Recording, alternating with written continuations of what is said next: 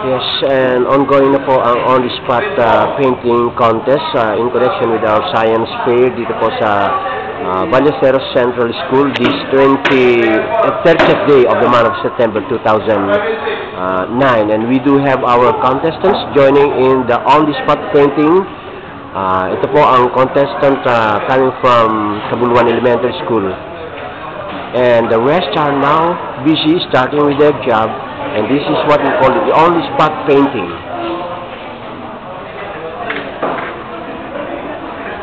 The other side collage.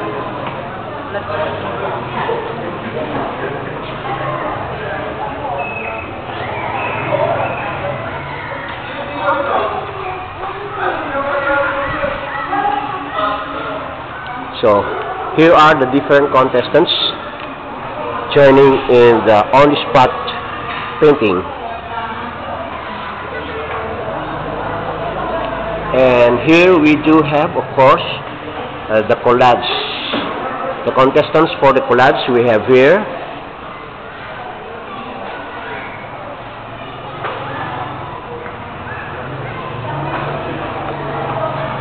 And this is the contestant coming from Cabuluan Elementary School in the collage competition.